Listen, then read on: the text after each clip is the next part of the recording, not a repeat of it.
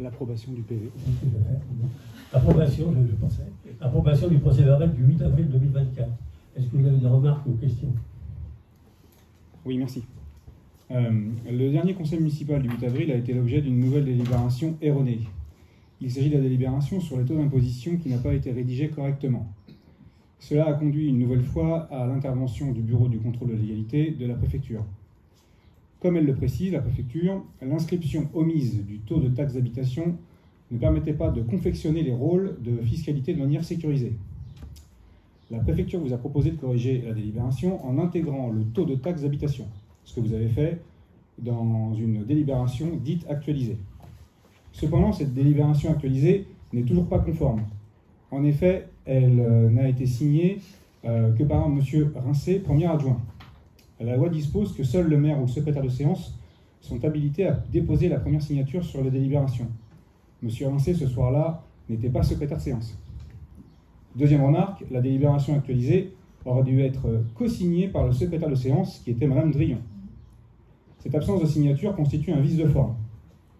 La préfecture souligne le parallélisme des formes avec la signature du maire et la secrétaire de séance aurait été préférable pour cette délibération corrigeant l'erreur matérielle de celle du 8 avril. La préfecture conclut par ces mots: nous allons rappeler la réglementation sur les éléments formels nécessaires à l'établissement des délibérations, et notamment l'article L2121-15 du CGCT, à la commune pour l'avenir. Dans votre information transmise à la CRC, élue devant le conseil municipal le 19 décembre 2022, vous disiez: il est également à noter que la crédibilité de la municipalité n'est plus mise en cause à l'occasion de chaque conseil municipal du fait d'erreurs fréquentes ou manifestes. Les délibérations font désormais l'objet d'une préparation rigoureuse avec un calendrier semestriel, des instances, des conseils municipaux plus espacés, laissant davantage de temps au service pour instruire, sécuriser les dossiers et les projets en lien avec les élus de secteur. Ce que vous affirmiez à la Chambre générale des comptes est une nouvelle fois contredit par les faits. Pour une délibération, une erreur matérielle, puis un vice de forme. En réalité, pratiquement à chaque conseil, nous sommes amenés à constater de nouvelles erreurs ou à pointer le non-respect des règles du Code général des collectivités territoriales.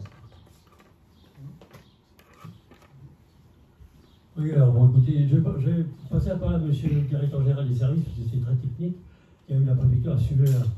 Je crois que si vous avez quelques mots sur ce recours de nouvelle ère sur...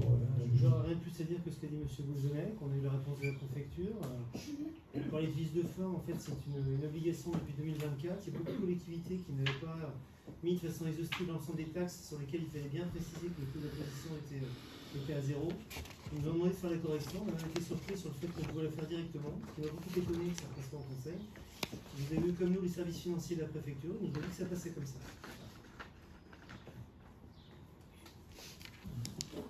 C'est vrai que c'est une nouveauté, c'est un nouveau texte 2024 qui met en application 2024. Donc c'est tout nouveau. Donc c'est vrai qu'il y a eu un petit erreur, mais bon, ça a été en fin de compte, au final, c'est validé par la préfecture. Voilà, donc pour la approbation du projet. Là, vous avez d'autres? Pardon. Oui. J'aimerais intervenir en mon tour. Merci. Je vais bien évidemment approuver le procès verbal du 8 avril 2024, il va de soi. Je tenais juste à apporter des informations complémentaires. Lors du conseil municipal du 8 avril, la minorité a décidé de ne pas prendre part au vote du budget primitif 2024, au motif d'incohérences relevées de certains chiffres entre plusieurs documents budgétaires. Monsieur Renaud et votre équipe avaient saisi le contrôle de légalité de la préfecture. Ce soir, je tiens à rassurer l'ensemble des élus et les Trévérins. Je vous fais part de la conclusion des services préfectoraux, entre guillemets. Il nous semble que les différences constatées sont mineures et ne sauraient remettre en cause la compréhension des grandes masses financières du budget. L'information portée aux élus lors de la présentation du budget 2024 ne saurait ainsi remettre en cause la validité de la procédure d'adoption du budget. Donc à mon sens, il n'y a aucun doute quant à la sincérité du budget 2024. Je vous remercie de votre attention. Merci. Donc on va passer il n'y a pas d'autres questions. Donc c'est bon. On va passer au vote. Qui approuve? Qui s'abstient? Qui est contre? Ici pour, merci. Alors le point 1, délégation du service public, gestion de l'occupation du domaine public, information sur le rapport annuel d'activité du délégataire Jean-Marc Colomba. La ville de Trélières a délégué depuis le 2 novembre 2023, et ce pour une durée de 4 ans, la gestion du service public communal relatif à l'exploitation des marchés et diverses occupations du domaine public à la société Sogemar. Conformément aux dispositions de l'article L1411 et à l'article 10 du cahier des charges de la délégation de service public, le délégataire est tenu de fournir à la ville, pour chaque exercice et avant le 1er juin de l'année suivante, un rapport annuel comportant notamment les comptes retraçant la totalité des opérations afférentes à l'exécution de la délégation du service public, ainsi qu'une analyse et de la qualité de service. La commission communale des services publics locaux, la CCSPL, a été consultée le 16 mai 2024 et n'a émis aucune remarque. La période couverte est relativement courte, bien sûr parce qu'elle ne retrace que 2 mois d'activité en 2023. Et donc je vais retracer directement la gestion financière. Il a été fait état des éléments suivants. Donc en recette sur le 4e trimestre 2023 pour 2 mois, il a été recetté 2 902,15 € avec une recette exceptionnelle de 1258,62 € pour la partie marché de Noël. Et de l'autre côté, comme on est sur une balance en recettes et charges, en charge de ce 4e trimestre 2023, il y a un reversement à la ville donc, qui est conclu à hauteur de 20% des recettes pour un montant de 580,43 €. Pour 2024, les premiers constats de l'exploitation sont assez favorables au regard des objectifs fixés par les élus, soit l'encaissement des terrasses, la dynamisation et le développement du marché hebdomadaire, ainsi que la mise en place d'animations annuelles. 2 sont prévues par an, une en juin et une en décembre. Donc, vu l'avis de la commission ressources et citoyenneté du 6 juin 2024, les membres du conseil municipal prennent acte du rapport annuel d'activité du délégataire de la société Sogemar pour la période allant du 2 novembre 2023 au 31 décembre 2023. Et bien sûr, dans les pièces jointes, il y a l'ensemble du rapport détaillé.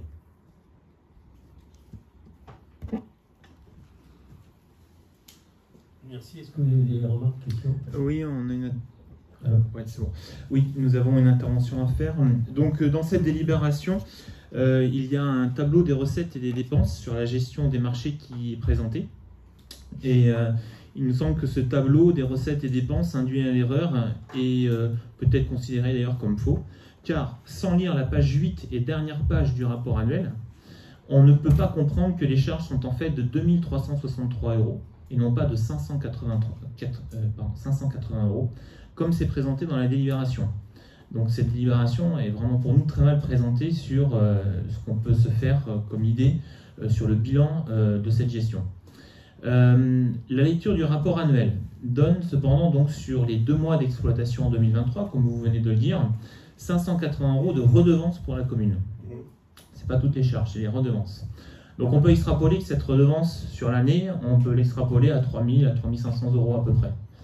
En comparaison, en 2021, la commune avait encaissé 8 000 € de droits de place, en 2022, 8 200 €. Et lors de la commission consultative du 10 février 2023, vous nous aviez annoncé une estimation de 10 000 € de droits de place attendus pour l'année 2023. Donc, quand on compare ces chiffres, pour nous, la perte est assez considérable pour la commune.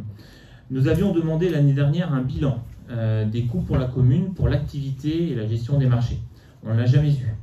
Mais la lecture donc du compte de résultat du prestataire nous apprend quand même un certain nombre de choses. Elle montre que cette gestion des marchés génère un résultat de 30%. Si on retire même la redevance de la commune, la marge monte à 47%. Donc nous pensons sincèrement que les compétences en interne à la mairie sont aussi bonnes que celles du prestataire. Et il est clair pour nous que la commune passe à côté de recettes qui pourraient très bien couvrir toutes, ou en tout cas une très bonne partie, puisqu'on ne sait pas exactement combien elles se montent, mais toutes les charges qui restent encore aujourd'hui d'ailleurs à la charge de la commune, comme les fluides, l'électricité, l'eau, les coûts des agents qui nettoient la place, et même les animations que la commune commande directement pour les marchés. Donc avec ces éléments qui sont présentés dans ce rapport et dans cette délibération, il nous semble vraiment qu'en se désengageant de la gestion des marchés en régie, la commune passe à côté de ressources importantes. Et ce désengagement se fait donc au détriment des finances de la commune, sauf si évidemment les preuves du contraire nous sont présentées un jour. Voilà, donc nous voterons contre cette délibération. Alors, je voudrais dire un petit mot là-dessus sur les interventions. Pourquoi on a choisi un délégateur du service public? Pour deux raisons. J'ai oublié de dire aussi qu'il y a une personne, un agent communal qui gérait les marchés de jeudi matin et qui ne gérait pas les marchés le dimanche matin. Il ne travaillait pas le dimanche matin. Ça posait problème. Deuxième problème, c'est pas un agent municipal qui peut prospecter pour nous ramener des commerçants. On a pris un professionnel qui nous amène, d'ailleurs on voit tout de suite, on a des nouveaux commerçants, qui va continuer à œuvrer pour nous amener encore de plus de commerce, qui va animer le marché. Là où on est, il y a une petite animation qui a été faite il y a quelques semaines. Donc le but, on a pris un professionnel, comme beaucoup de communes font, parce que c'est un spécialiste, et puis ça nous permet d'avoir un agent de la délégation du service public le dimanche matin en action du matin au midi. Et là, on a une gestion rigoureuse des places, du paiement des emplacements, et on a un sérieux et on a surtout un suivi qui est très bien fait parce que le service, on est très content d'ailleurs. Donc c'est pour ça qu'on a voulu, en prenant ce délégataire, développer le commerce de proximité qui est le marché, qui nous amène des nouveaux commerçants, qui animent le marché et qui crée un dynamisme au sein du marché. On a trouvé que ce n'était pas le rôle d'un agent communal de s'occuper de ça. Il n'a pas la compétence commerciale pour gérer ce genre d'événements ou de fonds de marché. Voilà, c'est pour ça qu'on ne regrette pas du tout, parce que c'est vrai que les recettes sont plus faibles, mais les coûts sont aussi plus très. On a un coût quand même, chiffré d'un agent. Et s'il fallait payer un agent, donc je vous dis, s'il fallait payer un agent le dimanche matin, je sais que le dimanche matin, plus, eh bien, forcément que la commune serait beaucoup moins. Donc on a décidé de faire ça et on est très content du délégataire qu'on a choisi, parce que depuis qu'il est arrivé, on a vu le marché changer. Voilà. Pardon. Ah oui, c'est pas une idée. Comment ? On prend acte. Non, bah c'est juste, on prend acte du rapport d'Arnold. On vote pas, Je voudrais juste rajouter un point, c'est que la redevance ville, les 580 € ne concerne que 2 mois. Oui, c'est pour ça que j'ai extrapolé le chiffre. C'est pour ça que j'ai essayé d'extrapoler les chiffres à 3 000, 3 500 €. On verra après sur l'année, une année complète. Ça. Je pense qu'on avait fait une estimation à 10 000 € par an. Là aujourd'hui, on a une recette effectivement enregistrée de 2 900 sur 2 mois. Bon, y compris d'ailleurs, c'est ce que j'ai ajouté au tout début, c'est qu'il y a une recette exceptionnelle pour le marché de Noël. Mais je pense qu'on ne sera pas très loin ou on ne sera pas très éloigné du montant que vous avez fixé. Et pour toutes les qualités que vient de définir M. le maire, je pense qu'on a eu raison, et ça c'est notre point de vue, on a eu raison de passer par un délégataire de service public. Très bien. Alors, le point 2, mise en place d'un plan communal de sauvegarde, le PCS, Jean-Marc Colomba. Bien, donc là c'est un peu plus complexe, un peu plus technique, et donc on a décidé de présenter un petit tuto complémentaire pour expliquer effectivement à l'ensemble des personnes présentes ce soir ce qu'est un plan communal de sauvegarde appelé PCS.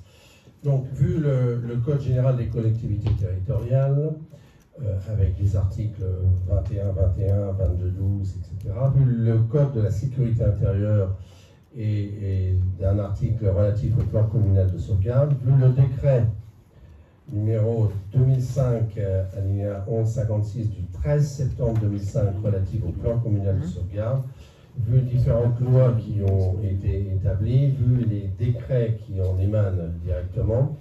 Donc la loi 2004-811 a donné une assise juridique à la réalisation de plans communaux de sauvegarde, appelés PCS bien sûr, qui permettent de prévenir et sauvegarder la population en cas d'événements exceptionnels. Cette loi rendait obligatoire pour toutes les communes dotées d'un plan de prévention des risques naturels prévisibles, approuvé depuis 2 ans ou compris dans le champ d'application d'un plan particulier d'intervention avec l'élaboration d'un plan communal de sauvegarde.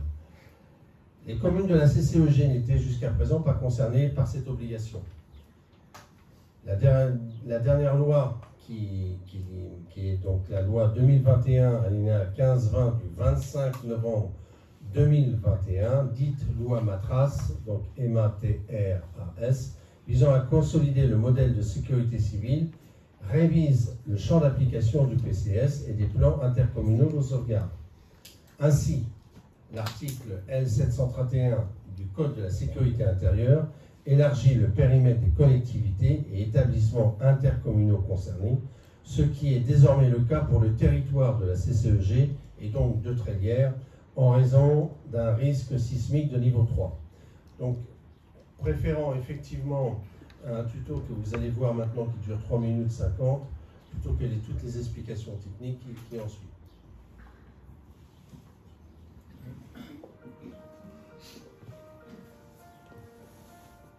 Indépendant ou salarié, évoluer dans ma vie professionnelle, c'est mon droit et c'est gratuit.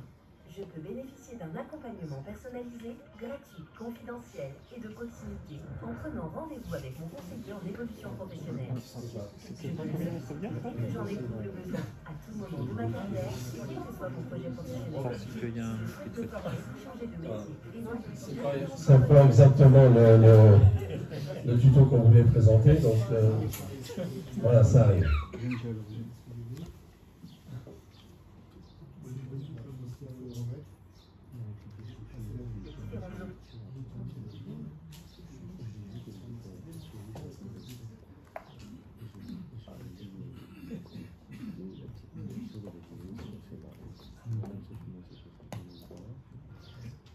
Je pourrais bénéficier d'entretiens individuels avec mon concurrent, participer à des ateliers collectifs et des mises en situation professionnelle, ou encore profiter de ressources en ligne et de mise en relation avec les partenaires spécialisés. Je deviens acteur de ma carrière en prenant rendez-vous avec mon conseil en évolution professionnelle.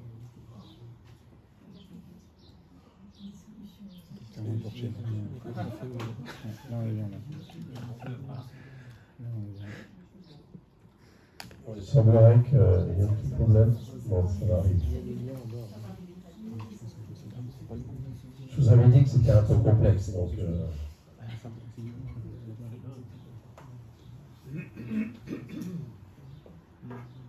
Là, moi, je vois pas, non.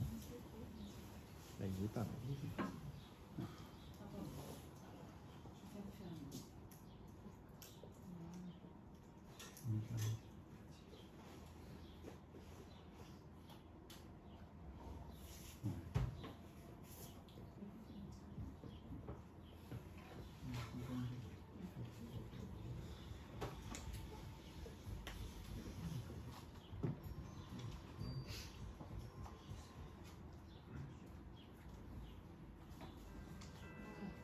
Le plan communal de sauvegarde, PCS,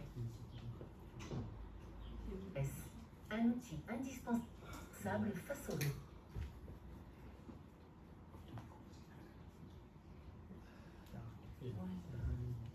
Voilà, je pense qu'on y est maintenant.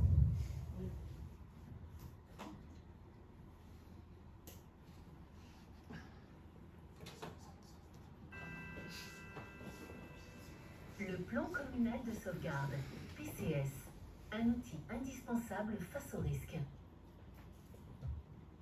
Une commune peut être confrontée à diverses situations de crise.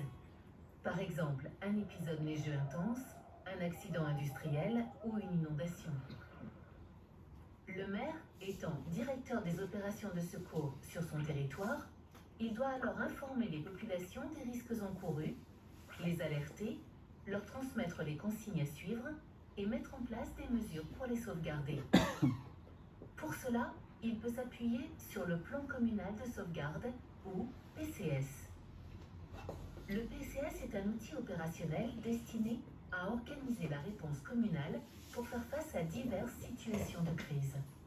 Obligatoire dans les communes soumises à un plan de prévention des risques approuvé ou à un plan particulier d'intervention, il est cependant fortement recommandé dans toutes les communes. Il permet aux maires, aux élus et aux agents municipaux de prévoir une organisation communale de crise, d'anticiper les mesures à prendre à chaque étape, de fixer les priorités et de formaliser les procédures à suivre pour coordonner efficacement les moyens déployés sur le terrain pendant et après un événement. La rédaction du PCS se fait sous l'autorité du maire.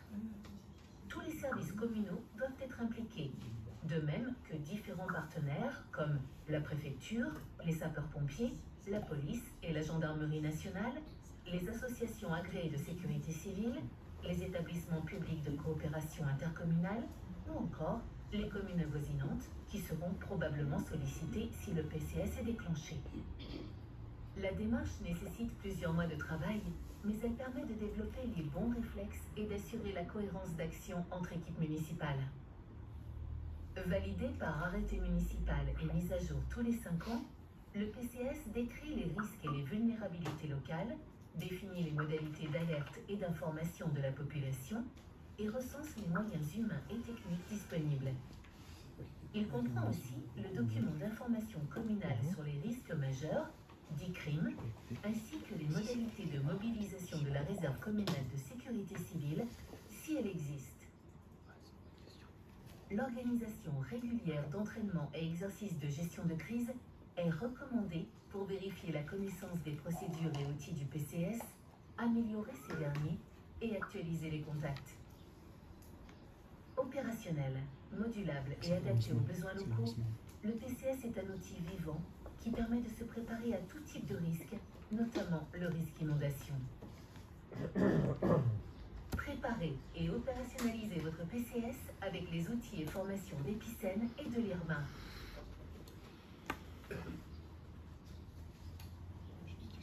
Voilà. Donc, nous avons préféré à travers ce petit film donc expliquer en gros ce qu'est qu'un PCS. Donc, pour faire face bien sûr à différents risques qui existent dans notre territoire, qui peut être du séisme, retrait ou gonflement des argiles, du radon, transport de matières dangereuses, pollution des sols, inondation, incendie important bien sûr, vagues de chaleur, grand froid, rupture de canalisation, coupure générale d'eau ou pollution. Donc il a bien fallu effectivement travailler en accord effectivement avec la préfecture sur ce plan communal de sauvegarde. Donc M. le maire propose de réaliser le plan communal de sauvegarde de la commune en parallèle de la mise en place d'un nouveau régime d'astreinte visant à mieux prévenir les risques et prendre les mesures de prévention adaptées en dehors du temps de travail des agents. Œuvrer à la mise en place d'une réserve communale de sécurité civile, entreprendre l'élaboration d'un document d'information communale sur les risques majeurs, dont la vocation est d'informer les habitants sur les risques auxquels ils peuvent être confrontés. Spécifier bien sûr les mesures de prévention, les modalités d'alerte et d'organisation des secours, ainsi que donner les consignes de sécurité adaptées. Monsieur le maire donc propose la nomination de votre interlocuteur Jean-Marc Colomba au poste de chef de projet en sa qualité de délégué à la sécurité civile et correspondant incendie et secours, monsieur Samuel Van der Noot, référent risque en sa qualité de chef de police municipale en charge des opérations de tranquillité et sécurité civile sur l'espace public. Vu l'avis du comité social territorial en date du 14 juin 2024, il y a quelques jours, vu l'avis de la commission ressources et citoyenneté du 6 juin 2024, il est donc proposé aux membres du conseil municipal de prendre acte du lancement de la démarche d'élaboration d'un plan communal de sauvegarde, ainsi que la désignation d'un référent risque élu et d'un référent risque technique. Autoriser monsieur le maire à entreprendre toutes les démarches nécessaires à la finalisation du plan communal de sauvegarde PCS de la commune. Merci. Est-ce que vous avez des questions sur ce point? Oui, un éclaircissement sans doute. La fin de la délibération que vient de dire M. Colomba, d'une part on prend acte et par ailleurs on autorise. Donc j'imagine qu'il y a une partie de vote. Ouais. Et deuxième question sur le fond, c'est le lancement de la démarche. Ça veut dire que ça se déroule à l'échelle communale, mais est-ce qu'il y a un travail avec les services de la CCEG? Est-ce que ça se passe uniquement avec la préfecture, en binôme entre préfecture et commune? Alors, donc deux questions. La première, effectivement, Ce qu'il faut savoir, c'est qu'on a reçu un courrier du préfet en septembre 2022, je vais être très précis, en septembre 2022, pour nous donner un délai de 2 ans pour réaliser ce plan communal de sauvegarde. Donc la date de butoir arrive jusqu'à septembre 2024, donc encore quelques mois. On a commencé à travailler d'ici le début de l'année. Et donc en fait, ce que je voulais dire, c'est que la démarche a été effectivement initiée sur la commune de Trélières, nonobstant un petit peu effectivement d'autres démarches qui peuvent avoir lieu au niveau de la CCEG. De toute façon, toutes les communes effectivement qui sont concernées à partir du moment où on est dans un état de risque sismique de niveau 3. Donc de ce côté-là, la CCEG est aussi impactée. De plus, effectivement, je voulais dire qu'au jour d'aujourd'hui, c'est un travail qui est une sorte de mise en place. Ce n'est pas définitif. À savoir que déjà, on a travaillé depuis 6 mois. Enfin, quand je dis on, c'est surtout les services de la commune qui ont bien travaillé dans ce domaine. Et puis la deuxième chose, c'est qu'il y a encore à parfaire effectivement ce plan communal de sauvegarde. Et notamment, on a donc fait un exercice de simulation récemment pour pouvoir effectivement se confronter à des scénarios qui peuvent arriver et savoir quelle procédure, quelle méthodologie, quels moyens on met en action effectivement pour protéger la population. Donc c'est un travail qui aura lieu encore jusqu'en septembre avec un plan définitif qui sera présenté au niveau communal. Et forcément vous aurez la copie, c'est un dossier assez important, assez lourd. Vous aurez la copie de ce dossier qui est assez important et qui est intéressant.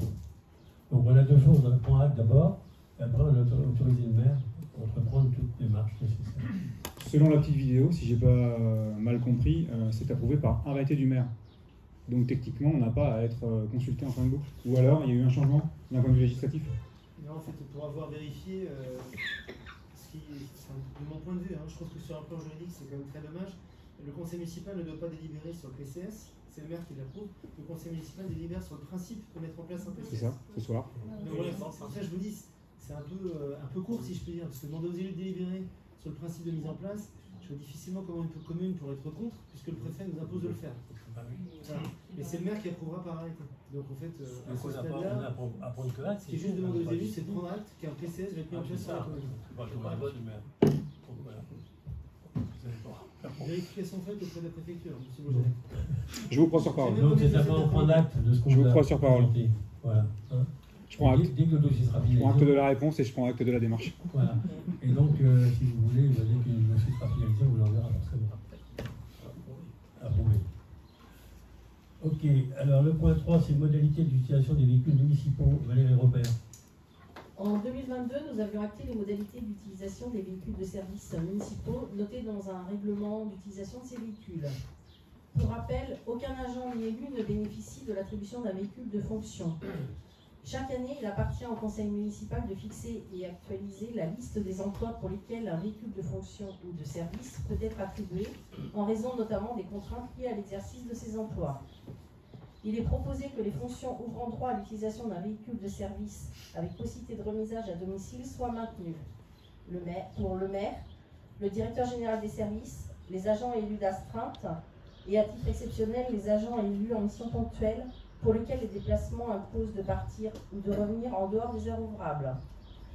Vu l'avis de la Commission Ressources et Citoyenneté du 6 juin 2024, il est proposé aux membres du conseil municipal d'approuver le règlement intérieur d'utilisation des véhicules de services municipaux et d'autoriser la mise à disposition de véhicules de service avec possibilité de remisage à domicile pour les cas mentionnées. Merci. Est-ce qu'il y a une question ? Nous avons eu une intervention. Donc l'utilisation des véhicules municipaux par les élus n'est pas encadrée par les outils demandés par la Chambre régionale des comptes, qui sont et qui étaient les carnets de bord.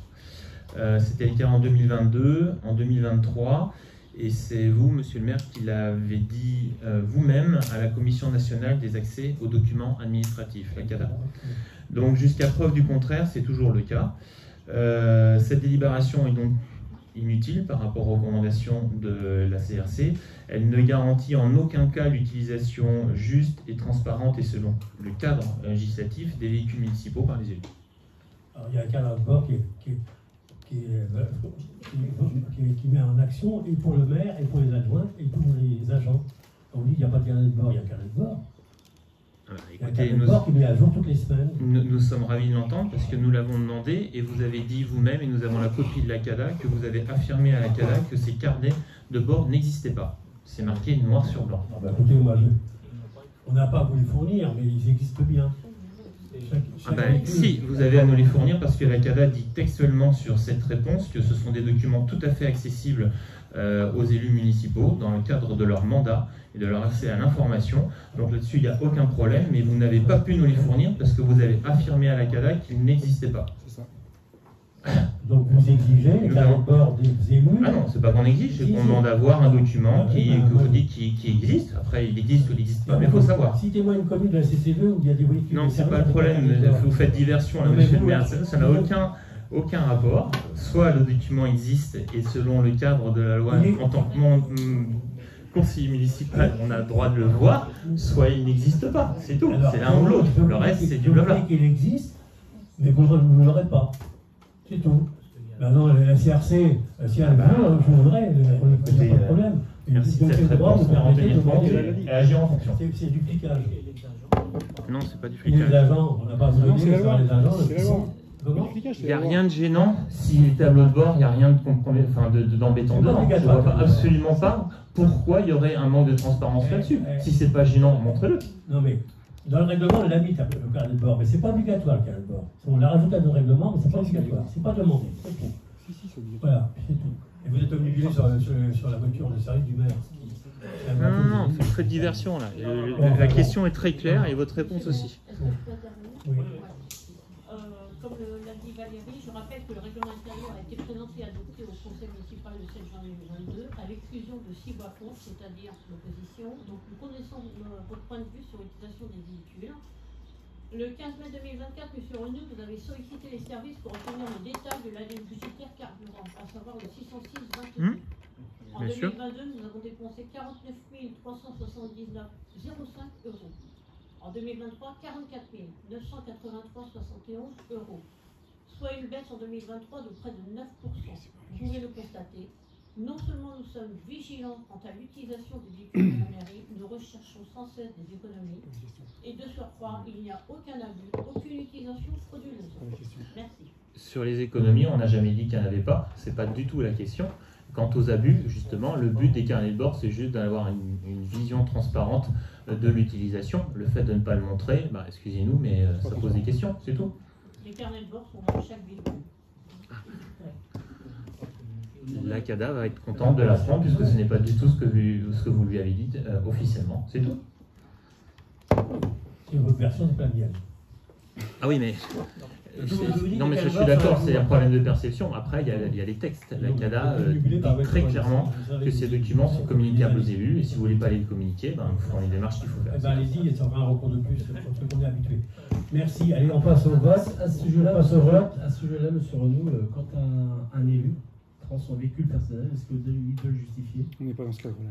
Non, mais c'est juste une question. Non. Non, Les émoluments des élus sont justement faits pour compenser ces coûts, ces dépenses qui sont faites. C'est la loi, c'est écrit dans le code général des collectivités locales. Moi, j'invente rien, c'est juste ça. Sauf qu'à l'époque, souvenez-vous, il y a quelques années... Et on peut avoir des indemnités kilométriques, comme c'est le cas quand on est conseiller communautaire avec la CCEG. Souvenez-vous, c'est pas si loin que ça, il y a quelques dizaines d'années, quand vous avez fait la même chose, on ne nous a jamais répondu en la sorte. Et vous étiez adjoint à l'époque. C'est quasiment la diffamation. Il n'y a jamais eu de véhicule municipal pour. Donc c'est noté, c'est enregistré et ok. Moi j'ai bien noté donc. On passe au vote. Alors qui est pour? Qui s'abstient? Qui est contre? 20 pour, qui est contre? Merci. Si, est-ce que vous avez des questions sur ce point? Non. On passe au vote. Qui est pour? Qui s'abstient et qui est contre? Qui est pour?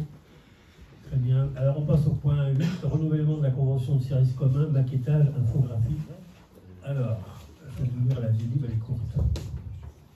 Vu le Code général des collectivités territoriales, de la libération en date du 3 décembre 2004, la commune de Treilhard a approuvé le dossier de création de la zone d'aménagement concerté ZAC de Virnou. Non, Excusez-moi, je me trompe de page. Vu le Code général des collectivités territoriales et notamment son article L 5211-4-2, vu les statuts de la communauté de communes Aldregem, vu le schéma de mutualisation adopté par la communauté de Aldregem, vu la libération numéro 2023-04-34 du 11 avril 2023 relative à la convention de service commun maquettage infographie, dans le cadre du schéma de mutualisation, la communauté de communes Aldregem propose aux communes de mutualiser la compétence de maquettage infographie à travers la mise en place d'un service commun. Cette mission est rattachée au service communication de la CCEG. La ville de Trayères a adhéré à ce service commun le 11 avril 2023 pour la réalisation d'une partie de ses productions de communication visuelle, mise en place, création, graphique. Cette adhésion est régie par une convention annexée à la présente délibération pour l'année 2023. Vu l'avis de la commission ressources et citoyenneté du 6 juin 2024, il est proposé au nom du conseil municipal d'approuver le renouvellement de l'adhésion au service commun maquettage infographie proposé par la communauté de communes Aldregem dans le cadre de la mutualisation de ce poste et d'autoriser monsieur le maire à signer avec la communauté de communes Aldregem la convention 2023 et tout document y afférent. Voilà. Est-ce qu'il y a des questions sur ce point? Oui. Donc depuis un an, la commune adhère donc à ce service mutualisé de la CCEG. Elle y utilise 140 heures sur les 250 qui sont allouées aux 6 communes de ce service mutualisé. Alors en parallèle de ce service, la commune a bien sûr en interne un service communication. En parallèle de tout cela, elle fait aussi appel à l'extérieur à des prestataires, comme récemment, par exemple pour la conception du logo du CCAS. Donc les dépenses en communication se multiplient, en tout cas c'est un cumul de pas mal de dépenses qui s'additionnent. Nous, on voudrait quand même en analyser le résultat. Alors, nous faisons fréquemment le constat, par exemple, que le site internet n'est pas à jour. Il est des fois construit de façon aussi problématique. C'est des fois un véritable labyrinthe pour accéder à certaines informations. Vous avez constaté d'ailleurs comme nous que des prestataires extérieurs, notamment pour le futur logo du CCAS, c'était vraiment décevantes. Bref, nous voudrions connaître finalement le dépense totale qu'il y a pour la communication en interne, en externe. Car tant qu'on ne saura pas combien on dépense totalement en communication, qu'on pourra l'évaluer par rapport aux résultats que ça donne, il nous semble que le rendu n'est pas forcément satisfaisant. Et donc, nous ne validerons pas de nouvelles dépenses pour ce poste. Voilà. Très bien. Pas de questions sur ce point? Oui, je souhaite intervenir uniquement sur cette convention qui est proposée ce soir. Effectivement, ça représente 140 heures, soit 2366 € de dépenses, à raison de 16,90 € de l'heure, alors qu'avant, avec Omédia, nous étions à 90 € de l'heure. Sur ces 2366 €, nous avons 80% qui est remboursé en recettes au titre de la dotation de solidarité communautaire, c'est-à-dire 1892 € de recettes. Ce qui nous fait, pour cette convention, que vous avez l'air de vous ne voulez pas voter, une dépense réelle de 473,20 € sur l'année. Donc je stime quand même que ça valait pas le coup. Nous, on voudrait voir le global, parce que voilà. Après, on fait des focus sur des points, c'est bien, mais le global, on ne sait pas où on en est. Très bien, merci. Allez, on passe au vote. Qui est pour? Qui s'abstient? Et qui est contre? Donc 20 pour, 6 contre.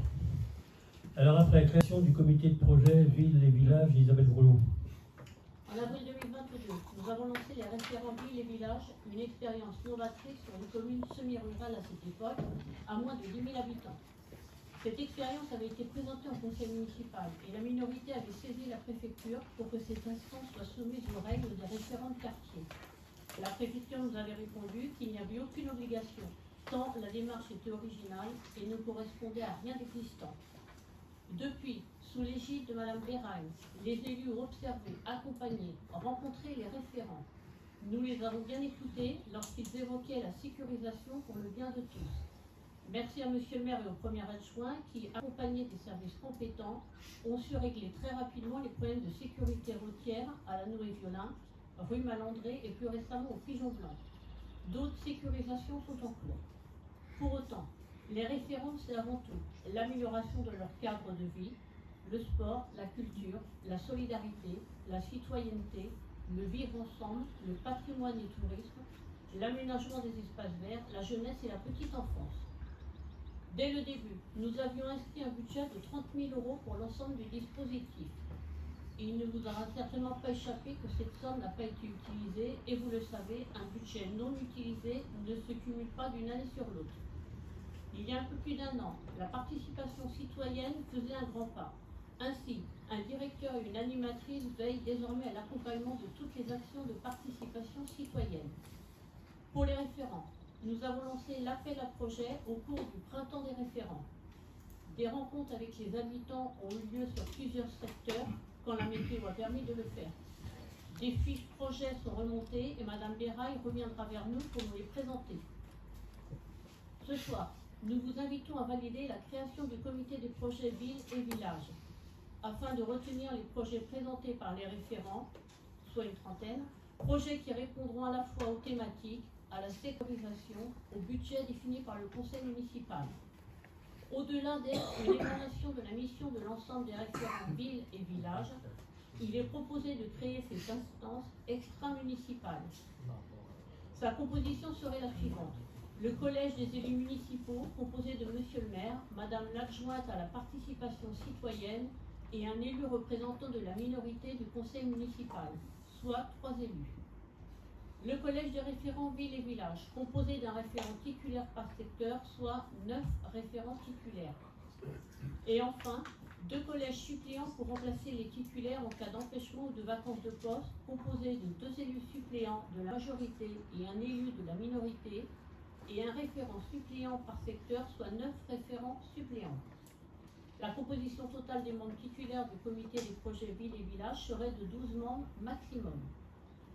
Vu l'avis de la Commission ressources et citoyenneté du 6 juin 2024, il est proposé aux membres du conseil municipal de créer le comité des projets villes et villages visant à instaurer une nouvelle collaboration entre citoyens et élus municipaux.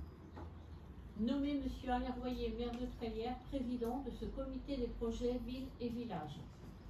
Nommer Mme Marie-Thérèse Béraille, adjointe au maire, en charge de l'enfance, de l'éducation, de la jeunesse, de la famille et de la participation citoyenne, représentante du groupe majoritaire du conseil municipal dans le collège des élus. Nommer un des conseillers municipaux représentant le groupe minoritaire du conseil municipal dans le collège des élus. Faire procéder à la nomination des représentants des référents villes et villages au sein de ce comité d'ici le 1er septembre 2024 et enfin d'apporter un soutien administratif, technique, juridique et financier à cette commission extra-municipale. Très bien, merci. Est-ce que vous avez des questions, M. Bouzadek? Oui, merci. Vous avez annoncé à tout le monde, y compris à tous les référents, que ce serait le conseil des référents qui validerait les projets proposés. C'est ce conseil des référents qui est censé décider des projets qu'il retient et présente au conseil municipal.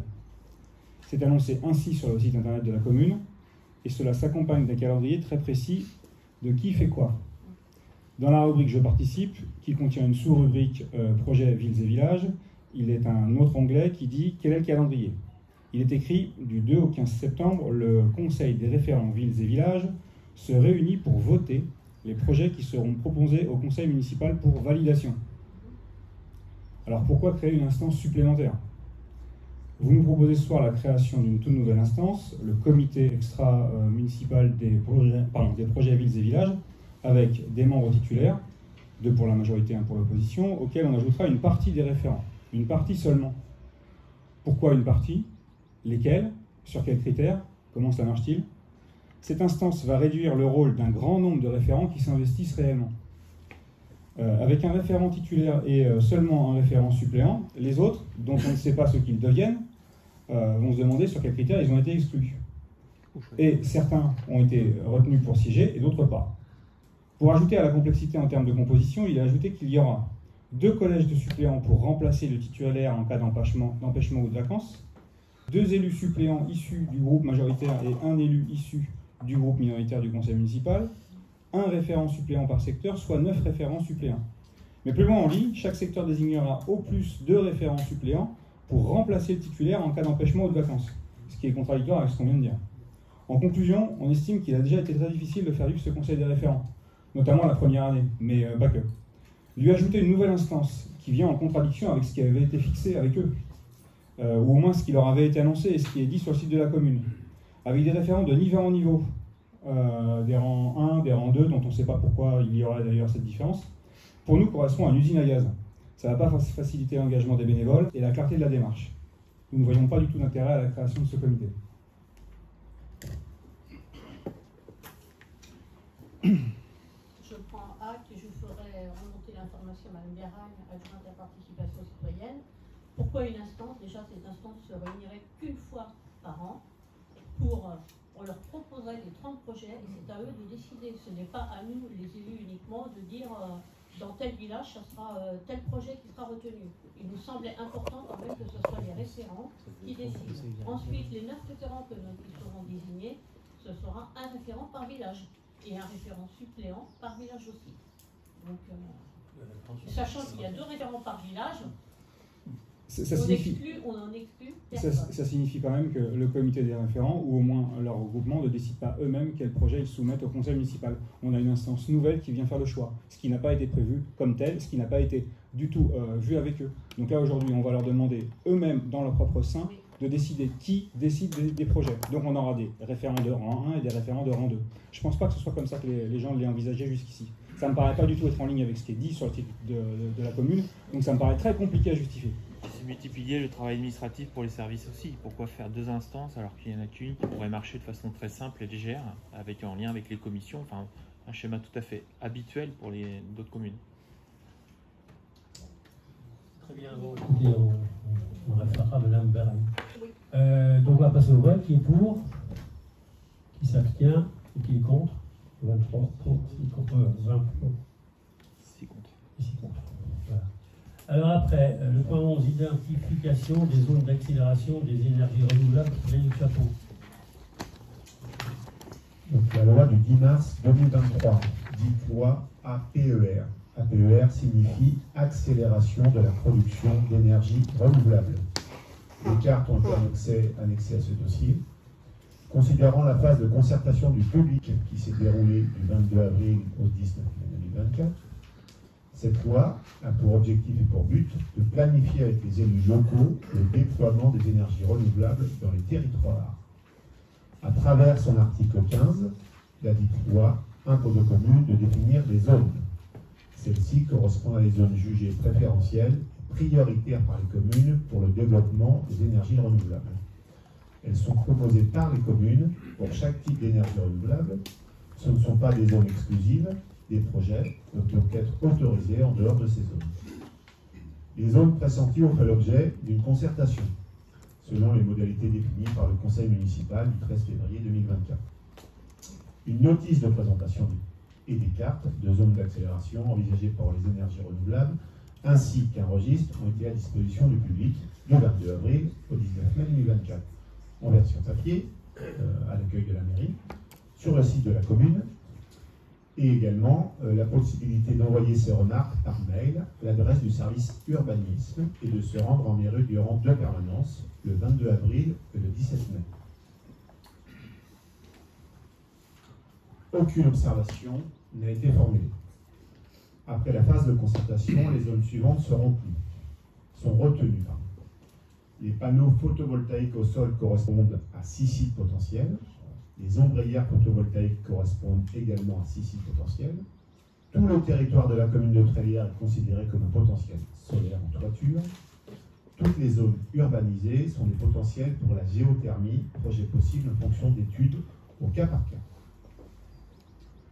La commune n'est pas favorable à l'implantation de gros projets de méthanisation, et d'ailleurs ne peut pas accueillir de projets de méthanisation. La commune ne dispose également pas de sites potentiels pour le développement de l'éolien. La présente délibération sera transmise à la communauté de communes Erdre-Gèvres afin que l'intercommunauté puisse s'organiser pour suivre le débat en conseil communautaire prévu par la loi.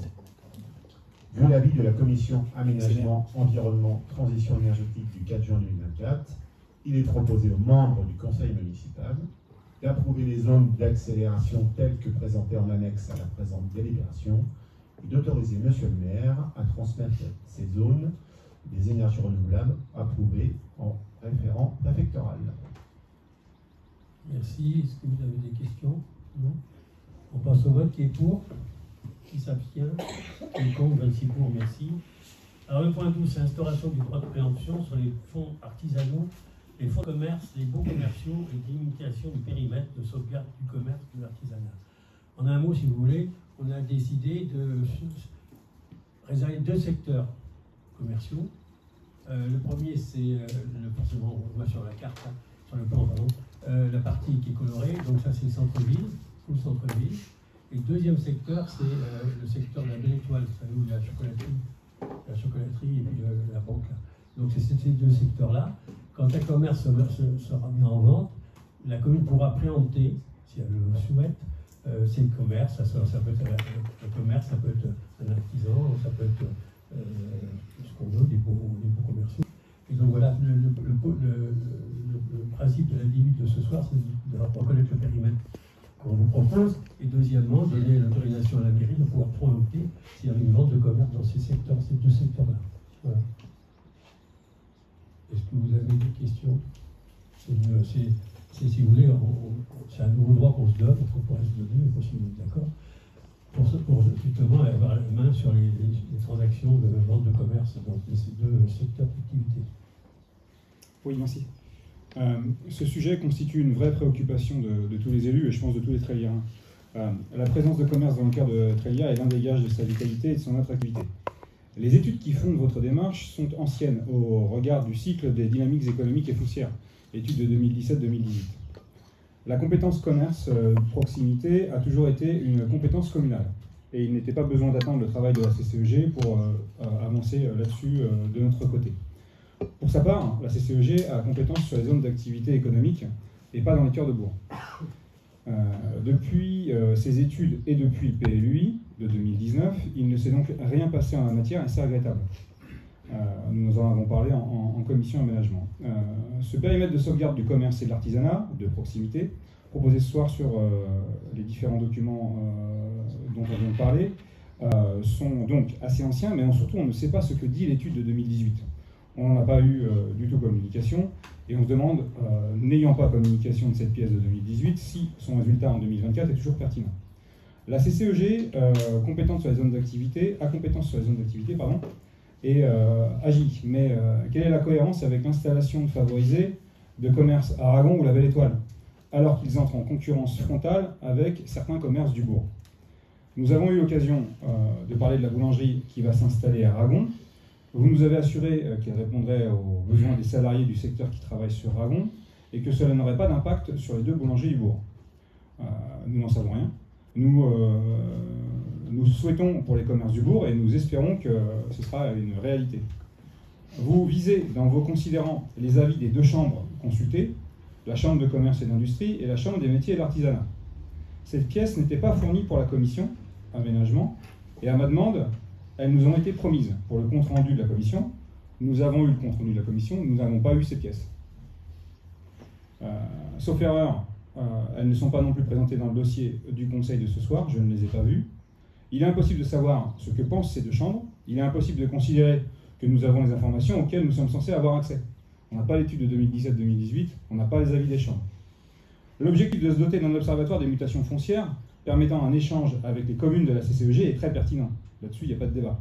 La délibération précise qu'il s'agira d'agir pour maintenir la diversité commerciale et de renforcer la différenciation de l'offre en centre-ville. Il s'agira donc, dans ce cas, d'acheter des commerces. Nous avons demandé quel était le budget alloué à cette ligne de l'action communale. Vous nous avez répondu que vous ne vous interdiriez pas de demander du soutien à la CCEG ou de passer par l'établissement public foncier. Ça ne répond pas du tout à la question de savoir quel est le budget dédié. Je vous ai ensuite demandé quel serait le processus interne pour conduire à la revente des biens achetés. Quelle consultation au sein de la mairie, sur quels critères on pourrait acheter et revendre, quel fléchage, quelles activités à la revente, et une revente à quel prix avec une minorité du prix, mais cette possibilité, vous n'avez pas non plus répondu. Vous nous avez dit qu'à ce jour, les procédures et orientations ne sont pas complètement arrêtées, mais il ne s'agit pas d'acheter à tout crin. D'accord, très bien, mais pour autant, on n'a aucune modalité. Donc on met en place un outil dont on ne sait pas se servir. On n'a pas les modalités d'action, on n'a pas les budgets, on ne sait pas vers quoi on va. On sait juste qu'on met en place un outil. Après, On ne sait pas du tout comment il va fonctionner et on ne sait pas du tout comment on va le faire vivre. Donc ça, très clairement, pour nous, cela ne nous aide pas à y voir clair. Le sujet est important, je vous l'ai dit.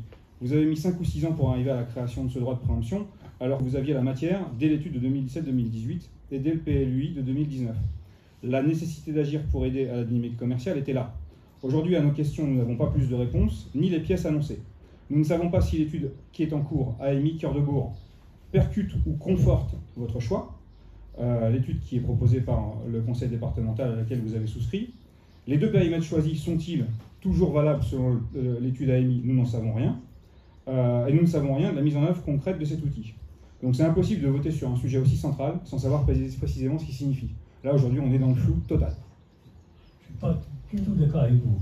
C'est une première démarche qu'on fait. On est quand même sur le terrain.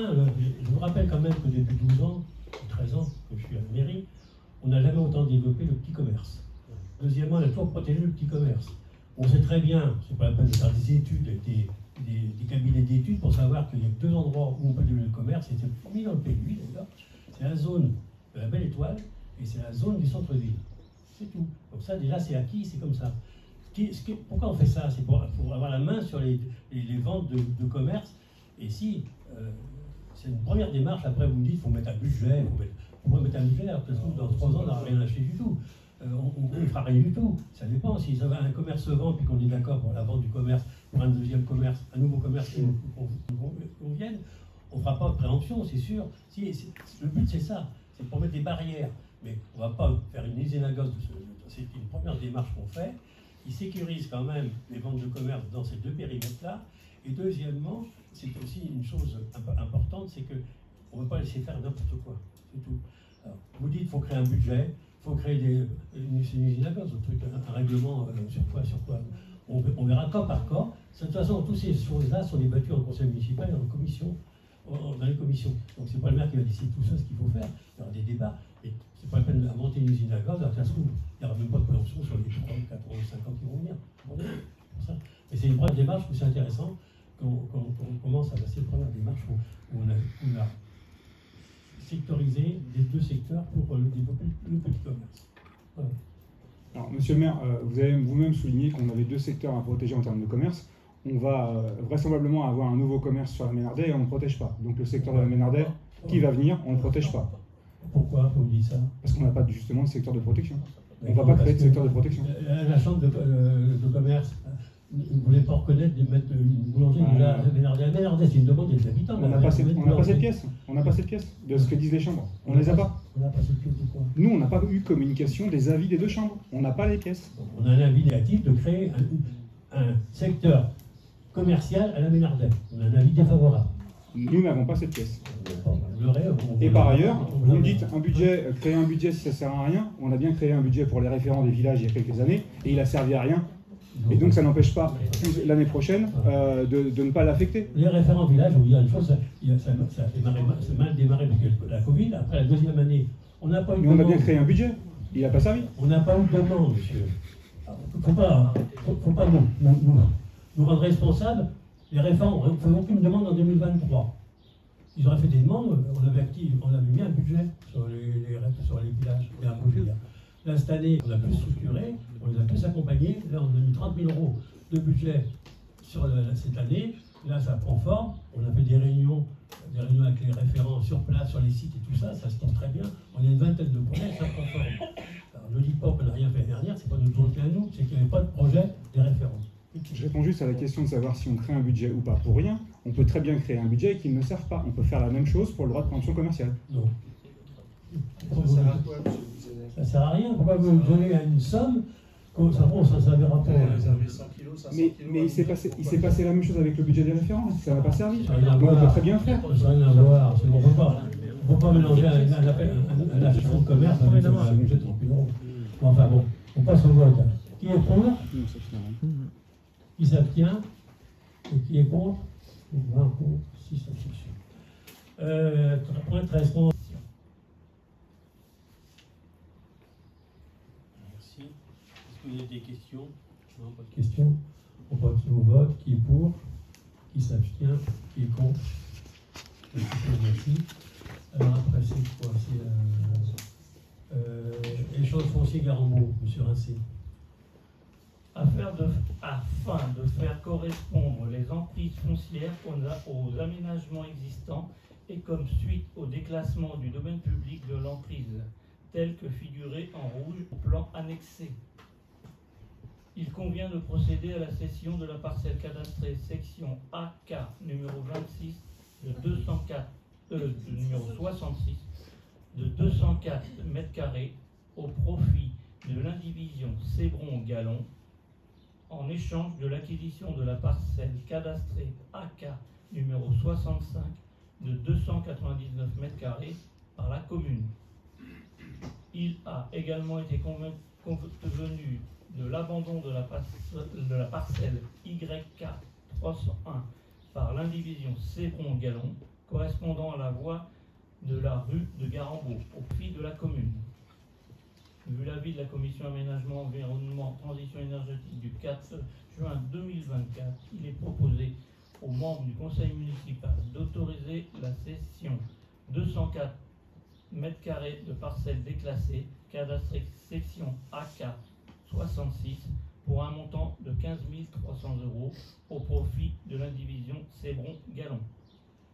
D'autoriser l'acquisition par la commune de la parcelle cadastrée section AK numéro 65 d'une contenance de 299 m² auprès de l'indivision Cébron-Gallon pour un montant de 22 425 €. D'accepter l'abandon de la parcelle AK numéro 301 d'une superficie de 62 m² appartenant à l'indivision Cébron-Gallon. D'autoriser M. le maire à prendre toutes les dispositions nécessaires pour mener à bien cette affaire et à signer tout document relatif à ce dossier. Merci. Oui. Oui, on a. Je ne sais pas si on me revient ici.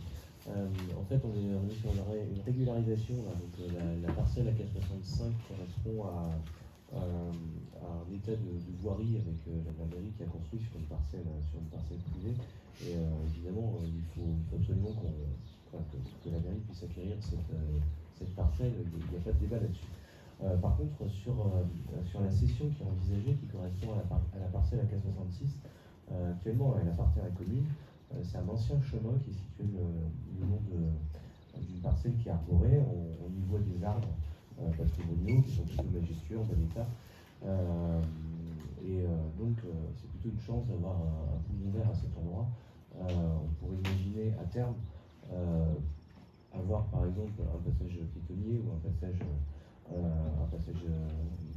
cyclable à cet endroit-là pour pouvoir relier justement l'accès de la rue qui se trouve en bas aux maisons qui sont au-dessus, surtout que la rue de Garambeau est particulièrement dangereuse à cet endroit-là. Donc ça c'est le premier élément. D'autant que les deux parcelles qui se situent de part et d'autre du chemin que l'on souhaite céder absorbent les eaux de ruissellement qui parviennent du dessus, vu qu'on est sur une zone avec une déclivité importante, et donc on a une absorption des eaux de pluie sur ces endroits-là. Si on cède ce chemin, qui n'en est pas un actuellement, mais qui pourra en être un à l'avenir, on peut assez facilement imaginer qu'en gros, on va avoir une imperméabilisation du sol et donc un ruissellement des eaux. Donc nous, on s'interroge un petit peu sur le fonctionnement hydraulique du secteur, induit qui pourrait être induit par cette cession. Proposer de régulariser peut-être cette délibération pour, oui, certes, acquérir la parcelle que la mairie doit acquérir, mais sans pour autant céder l'échange foncier. C'est votre avis. La régularisation déjà vis-à-vis de la partie verte, c'est l'aménagement qui aujourd'hui correspond à un arrêt de car. Donc il faut bien la récupérer par la ville. Nous avons décidé de laisser la parcelle 66 au propriétaire. Vous aviez posé aussi la question de qui étaient les propriétaires autour de cette parcelle. Donc cette parcelle, c'est l'indivision, la 28 qui est celle, la partie du haut, c'est l'indivision Alar-Rabaridjuana, et celle 32, c'est l'indivision Cébron-Gallon. Donc là, voilà, nous avons pris cette décision. Maintenant, cette décision. De toute façon, on n'avait pas du tout espoir que vous la retiriez. On veut juste mettre en lumière le fait que cette parcelle est en point bas, qu'elle est au-dessus d'une partie habitée, la partie la plus basse du village de Garambeau, qu'elle fait la jonction entre une partie qui donc a une très forte pente, et ces deux parcelles-là sont de nature à pouvoir absorber. C'est très très humide comme endroit. Nous, demain, on se dit, si cette lanière de terre que possède la commune est vendue, il y a toutes les chances qu'on ait un projet immobilier, des projets immobiliers peut-être, qui soient à cet endroit-là. Ça va conduire à une imperméabilisation du sol, et donc à une absence d'absorption, voire même à un rejet des eaux pluviales plutôt vers le sud. Donc on avait mis en lumière lors de la commission, et vous vous en souvenez très bien, le risque au moment des autorisations du droit des sols. La cession aujourd'hui, vous allez la faire, soit. On met malgré tout en lumière le fait que cela comporte un risque pour les riverains, que ce secteur-là soit imperméabilisé et que ça accroisse les risques pour eux d'inondation. On pensait que la circulation douce dont avait parlé Monsieur le maire avec le projet Mobi était aussi de nature à pouvoir permettre de se décliner dans les villages, et ce chemin-là aurait pu permettre une circulation douce et apaisée, sécurisée, sur une parcelle qui appartient à la commune. Ça pouvait permettre de décliner ce projet-là. Maintenant, vous le ferez, et nous ne pouvons pas nous y opposer. Nous signalons juste que ce n'est pas un choix qui nous paraît pertinent. Je vous rassure, on sera très vigilant au niveau de la CCEG et sur les dossiers ADS. Merci. Alors on passe au vote. Qui est pour? Qui s'abstient? Pardon? Après, on répète parce qu'on va oublier. Qui est pour? Qui s'abstient? Et qui est contre? Donc 6 contre, 20 pour. Merci. Pour ces collaborations bénévoles à une mission de service public très grande. Jean-Marc Colombard. Alors,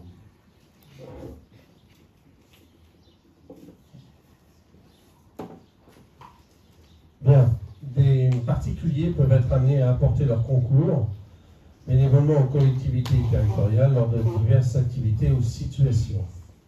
Cette collaboration peut résulter d'une offre d'un habitant de participer aux activités municipales, d'une sollicitation de la ville, voire d'une réquisition. Ces personnes choisies par la collectivité ont alors le statut de collaborateur occasionnel du service public. C'est le cas notamment de la médiathèque Jean d'Ormesson, où plus de 70 bénévoles contribuent à son bon fonctionnement. Et d'autres situations, bien sûr, peuvent se présenter, notamment lors de l'exécution de plans de secours, comme le plan communal de sauvegarde, ou de participation à des manifestations municipales. Pour être régulière, la collaboration doit s'inscrire donc dans le cadre de l'exécution d'une mission de service public et être consentie sans rémunération. La qualité de collaborateur bénévole permet à ce dernier de bénéficier d'un statut protecteur au titre des dommages qu'il pourrait subir à l'occasion de son intervention, puisque la collectivité est responsable de plein droit à son égard, alors même qu'elle n'a commis aucune faute. Cette responsabilité sans faute signifie que le collaborateur bénévole est couvert par la collectivité et qu'il n'a pas à apporter ou à rapporter la preuve d'une faute de sa part pour être indemnisé. Il doit seulement prouver l'existence d'un préjudice direct et certain, conséquence directe de sa participation effective au service public. Il en est de même s'agissant des dommages qu'il pourrait occasionner à des tiers. C'est la collectivité qui est responsable de plein droit et non le collaborateur lui-même, puisqu'il est assimilé par la jurisprudence à un agent public. En revanche, bien sûr, il demeure responsable des fautes personnelles détachables du service qu'il peut commettre. Au titre de sa responsabilité de plein droit envers ses collaborateurs bénévoles, la collectivité doit donc s'assurer que son contrat d'assurance la garantisse bien contre les risques liés au recours de tels collaborateurs,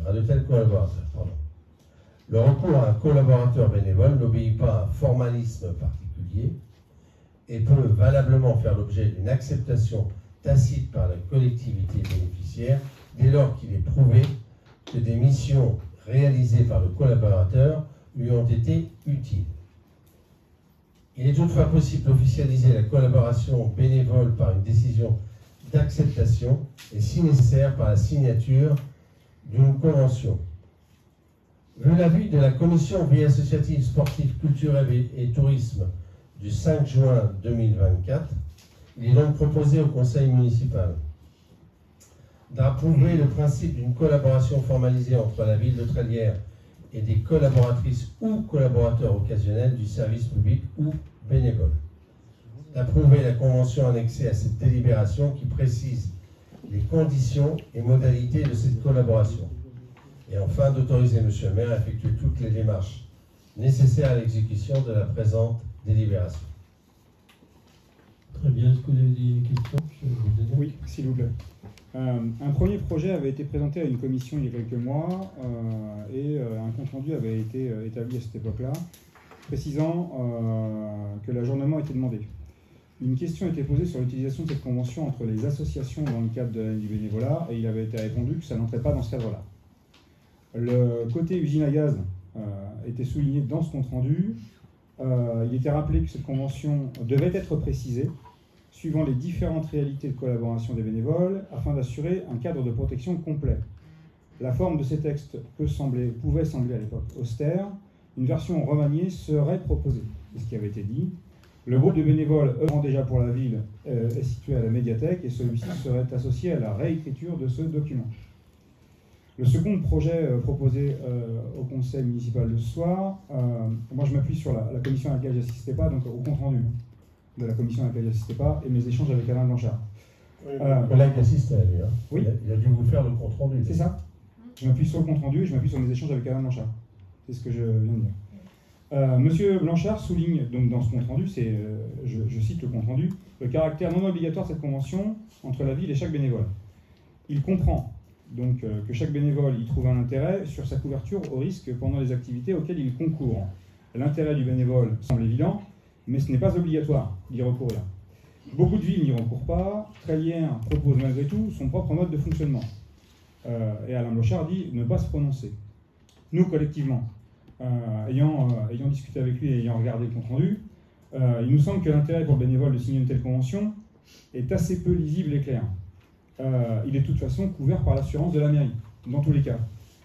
En outre, nous trouvons que la formulation de la délibération n'est pas très claire. La délibération dit « Le recours à un collaborateur, et vous l'avez lu, bénévole n'obéit pas à un formalisme particulier et peut valablement faire l'objet d'une acceptation tacite par la collectivité. » Donc un caractère absolument facultatif. Il est toutefois possible d'officialiser la collaboration bénévole par une décision d'acceptation et, si nécessaire, par la signature d'une convention. Lors de la commission, Alain Blanchard vous a demandé si la signature de ce document allait être obligatoire pour tous les bénévoles. La réponse fournie n'a pas semblé très claire. Et vous aviez plutôt tendance à répondre, Monsieur Colomba, que ça ne pourrait pas être obligatoire, que ça ne serait pas obligatoire de signer ce document. Enfin, ce qui nous paraît étonnant, c'est qu'avec la signature de la convention, on demande aux bénévoles de justifier d'une garantie responsabilité civile, ce qu'on ne semble pas demander dans le cas d'une acceptation tacite par la commune de ce recours à ce bénévole. Si c'est tacite, il ne fournit pas de justificatif. S'il s'engage, il doit fournir, alors qu'il est dans la même situation. Et dans tous les cas, la couverture sera la même, puisque partout dans les autres communes, et sans convention, tous les bénévoles sont couverts. Pour ces raisons cumulatives, le but poursuivi qui n'est pas très clair, le caractère optionnel qui brouille un peu la lecture des choses, les différences en termes de conséquences pour les bénévoles signataires et les bénévoles non signataires qui ne sont pas exposés. On ne sait pas s'il y a une réelle différence de traitement. L'aspect création d'une nouvelle tâche administrative pour les agents sans réellement identifier la plus-value. Et le manque de clarté, y compris pour nous, nous voterons contre. Alors, je vais juste ajouter, j'ai été à l'initiative de l'ajournement de la première présentation, où votre collègue, notamment M. Blanchard, avait effectivement émis quelques réserves, notamment sur la rédaction du texte. Je vous avais dit déjà à l'époque que nous allons représenter effectivement une convention qui a uniquement pour but de protéger effectivement les gens qui travaillent, qui ont des missions ponctuelles pour nous. Or, effectivement, votre collègue, donc Alain Blanchard, lors de la deuxième présentation, a émis uniquement l'hypothèse que ce caractère de convention n'était pas obligatoire, ce que je lui ai répondu. Vous avez dit, vous n'êtes pas très clair. Si, j'étais très clair, elle n'est pas obligatoire. Bon, il fallait bien qu'on représente un texte par lequel, effectivement, je m'étais engagé à l'époque à le faire, donc on le refait. Après que vous ne soyez pas d'accord, je peux le comprendre. Je peux même, effectivement, accepter un certain nombre d'argumentations que vous soulevez. En attendant, nous souhaitons faire une convention proposée aux bénévoles de la commune pour pouvoir travailler effectivement avec un cadre, je dirais, juridique et assurance qui le conforte effectivement. À partir de ce moment où effectivement il y a une convention qui est bien établie, bien signée avec le missionné effectivement d'une action quelconque, ben voilà, il a une sorte de garantie que la commune prend en compte effectivement ses prestations. L'auxiliaire de la mission de service public, qui est le bénévole, quel bénéficie il a clairement entre celui qui signe et celui qui ne signe pas? On ne sait pas. Et en l'occurrence, aujourd'hui, sans signature, les bénévoles sont couverts. Donc, si vous pouvez m'expliquer... Ils sont couverts par leur propre assurance. Non, ils sont couverts par la mairie. Non, ils sont couverts. À partir du moment, si vous voulez, on doit donner... de mission de service public, alors, je vais m'appuyer effectivement sur le directeur général du service qui est derrière moi, mais à partir du moment où on donne une mission, on ne donne pas une mission comme ça d'un point de vue verbal. Donc il faut effectivement avoir un acte d'engagement entre une collectivité et un bénévole. C'est pas, on ne donne pas effectivement une mission donnée pour dire bah, vous allez faire tel travail, enfin telle activité, sans pour cela avoir une garantie que l'un et l'autre soient bien dans le cadre contractuel d'une action définie. Alors, d'abord, on n'a pas de contrat. Déjà, pour commencer, on n'a pas de relation contractuelle. C'est un auxiliaire qui collabore à une mission de service public, et en l'occurrence, la plupart des communes ont des gens qui sont des bénévoles, et la plupart des communes n'ont pas ce document. Donc, on peut très bien faire sans. Je vous demande simplement quelle est la plus-value de mettre en place ce document qui est optionnel entre les bénévoles qui signeront et ceux qui ne signeront pas. Qu'est-ce que ça change pour certains d'entre eux et pas pour les autres? Celui qui veut signer la convention aura une garantie supplémentaire que la commune engagera effectivement toute assurance pour éviter tout recours ou tout accident. C'est un choix. Je comprends effectivement que vous ne soyez pas d'accord. Monsieur Blanchard, lors de la commission, de la deuxième commission, avait émis qu'à part le caractère obligatoire, la non-obligation de cette convention, il n'était pas contre, effectivement, qu'il soit établi ce type de document. Donc, je ne comprends pas votre revirement au jour d'aujourd'hui en conseil municipal, alors que lors de la commission, alors je ne sais pas si... Alors, la prochaine fois, ce que je vous invite, c'est d'assister à la commission, comme ça peut-être que les retours, effectivement, soit par M. Blanchard, soit par le compte-rendu, vous seront parfaitement lisibles. Il n'y a pas de revirement. M. Blanchard était présent en commission, je n'y étais pas. Et ces questions, je vous les aurais posées si j'avais été présent en commission. Or, je ne suis pas membre de la commission. Donc, je m'appuie sur le travail de mon collègue et sur le compte-rendu. Et en l'occurrence, je ne comprends pas, et personne ici ne comprend dans notre équipe, quel est l'objectif que vous poursuivez, sachant que certains bénévoles accepteront de signer, d'autres pas, quelle sera la plus-value en termes de protection, sachant qu'initialement, la commune doit les protéger et les protège. Ils sont assurés. Quel est le motif? Qu'est-ce que vous poursuivez in fine? Je voulais expliquer, je voulais dédier, maintenant que vous ne soyez pas d'accord, c'est votre position. C'est l'usine à gaz qui avait touché le carburant. Bon, allez, on a... Donc on va passer au vote. Alors, qui est pour? Qui s'abstient? Qui est contre? Pour, qui contre. Voilà. Alors, point 24, tarif des stands de la patinoire du marché, des stands et de la patinoire du marché de Noël 2024. Jean-Marc Colombin.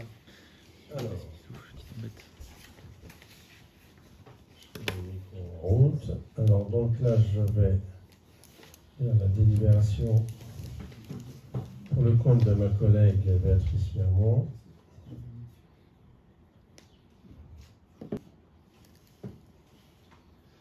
Excusez-moi, j'avais changé de page.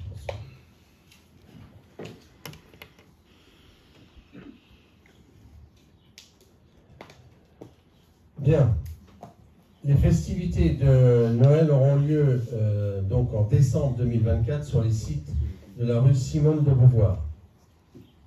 Afin de lancer la campagne d'information auprès des associations, des partenaires et des exposants, il convient de fixer les tarifs des stands d'exposition et les tarifs de la patinoire. Pour le marché de Noël, le marché de Noël sera installé dans le complexe du Haut-Gèvres et sur le parking Olympie, comme l'année dernière. Il sera ouvert au public pendant 2 jours, le samedi 14 et le dimanche 15 décembre 2024. Ce marché accueillera toujours des exposants associatifs et professionnels. Les espaces de vente ou stands mis à disposition des exposants professionnels sont désormais de 2 natures. Donc il y a un emplacement nu qui est de l'ordre de 3 mètres par 3, où l'exposant donc apporte son propre matériel, et un stand sous abri toilé avec petit mobilier. Il est donc proposé de fixer 2 tarifs de location, à savoir 20 € par jour TTC pour un emplacement nu de 3 par 3 et 30 € TTC par jour pour un stand sous abri toilé avec petit mobilier. Il est rappelé que les associations locales de trailières à but non lucratif et qui concourent à satisfaire un intérêt général seront encore exonérées de cette location payante. En ce qui concerne la patinoire sera installée dans la salle Olympie, toujours comme l'année dernière. Il est proposé de valider le tarif d'accès à la patinoire à 2 € par personne. Ce tarif reste inchangé depuis 2022.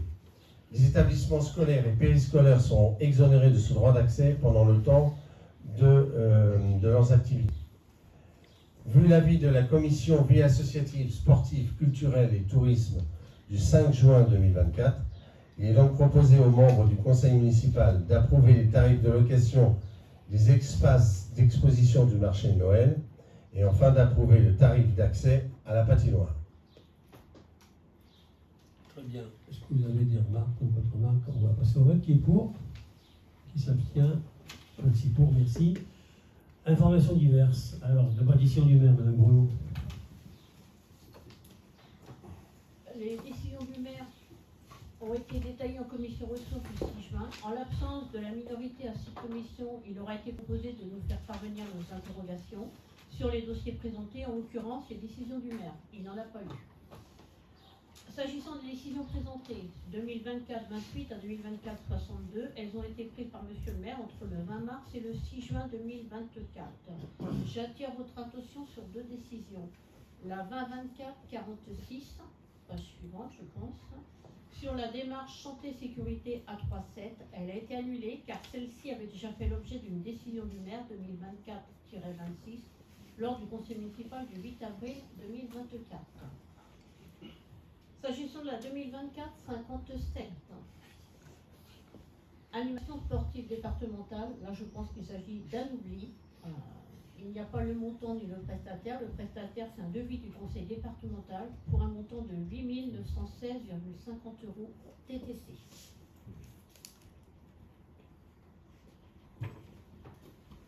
Très bien. On a une question, monsieur le maire. Donc on a juste une question à propos de la 2024-61, qui est l'avant-dernière, la dernière page du document. On a une dépense en termes de containers qui correspond à 11 340 €. Ça correspond à combien de containers, vous savez? 3 containers. Parce que là, les associations ciblées, donc on a foot et rugby. Dans le magazine municipal, il est noté 20 000 € de dépenses pour les containers. Et 4 associations bénéficiaires, ça veut dire qu'il y a d'autres associations par exemple, qui vont bénéficier de containers. C'est un budget qui avait été élaboré, c'est un budget qui avait été prédéfini et pour lequel on a revu un petit peu à la baisse. Et pour l'instant, sur l'année 2024, il y a 2 associations qui bénéficieront de 3 conteneurs, 2 pour la Symphofoot, pour du rangement de matériel, et 1 pour le rugby. Et donc,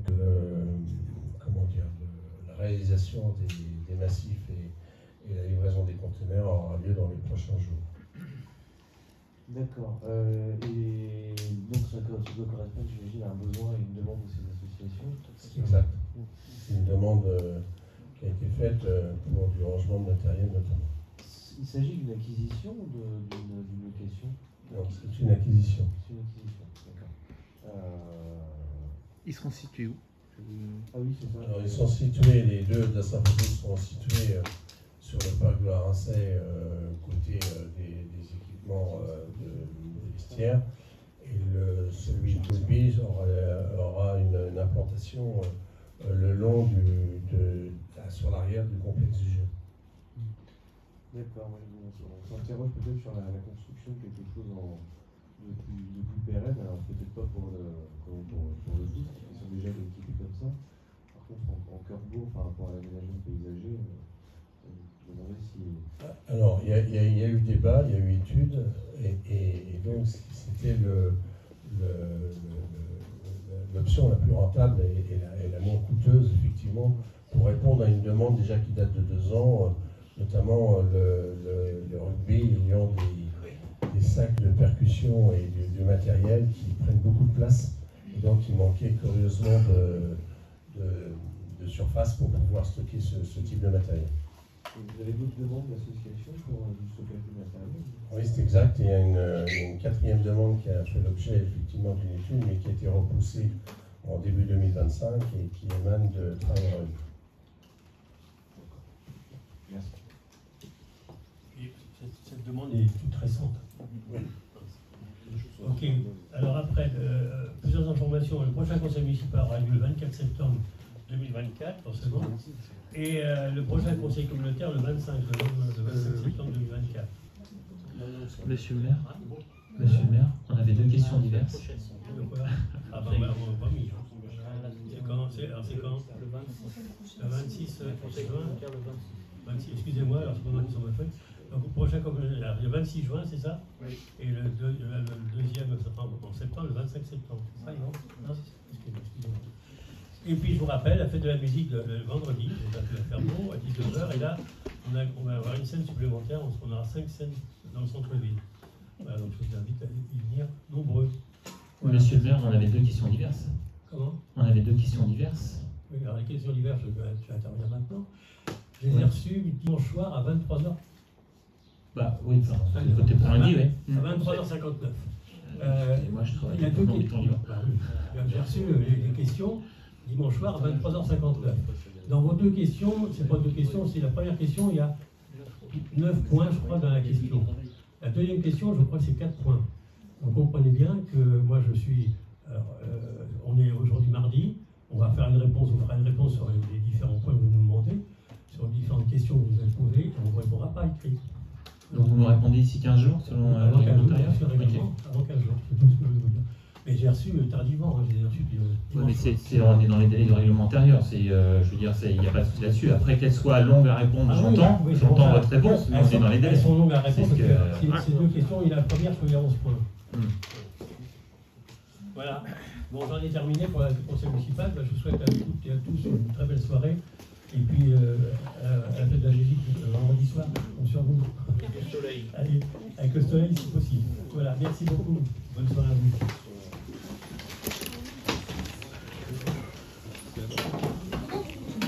Mmh.